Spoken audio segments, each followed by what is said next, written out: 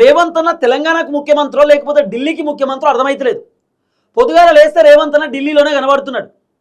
అంటే ఢిల్లీకే పోతున్నాడు. ఇప్పుడు తెలంగాణలో రేవంత్ అన్న అధికారంలోకి వచ్చిన దగ్గర నుండి ఇప్పటిదాకా తెలంగాణలో ఏం అభివృద్ధి జరిగింది, ఏం కథ అనేది తెలంగాణ ప్రజలకు తెలుసు. 6 గ్యారెంటీలు 100 రోజులలో పూర్తి చేస్తా అని చెప్పిండు. 420 హామీలని చెప్పిండు.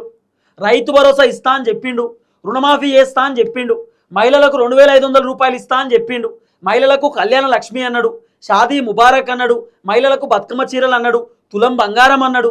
స్కూటీలు ఇస్తా అని చెప్పిండు. మహిళలకు సైకిళ్ళు ఇస్తా అని చెప్పిండు. మహిళలను కోటీశ్వర్లను చేస్తా అని చెప్పిండు. 0 వడ్డీ రుణాలని చెప్పిండు. ఇట్లా మాట్లాడకుండా పోతే రేవంత్ అన్న రకరకాల ముచ్చట్లు చెప్పిండు.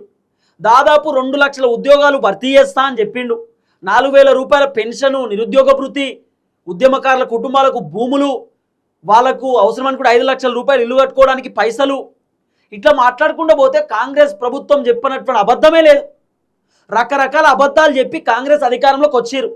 మరి రేవంత్ అన్న అధికారంలోకి వచ్చిన తర్వాత దాదాపు 28 నెలల్లో రేవంత్ అన్న ఏం చేసింది, తెలంగాణలో ఏం కథ అని చెప్పి ఏళ్ల మీద లెక్క పెట్టవచ్చు.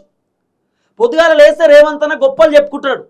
మేము అద్భుతాలు చేసినాం, తెలంగాణ మొత్తం అభివృద్ధి చేసినాం, సూపర్ చేసినాం, కేసీఆర్ కంటే అద్భుతమైనటువంటి పరిపాలన మేము చేస్తున్నాం, ఇది రైతు రాజ్యం, రైతు ప్రభుత్వం, ఇది రైతుల కోసం వచ్చింది ఈ ప్రభుత్వం అని చెప్పి రేవంత్ అన్న డైలాగులు కొడతా ఉంటాడు. మళ్ళీ రేవంత్ అన్న ప్రెస్ మీట్లో ఒకసారి చెప్పిండు ఏమని తెలుసా? మేము ఢిల్లీకి పోతాం, మా బాస్ ఢిల్లీలో ఉన్నాడు, మేము ఢిల్లీకి పోకపోతే ఏడికి పోతాం?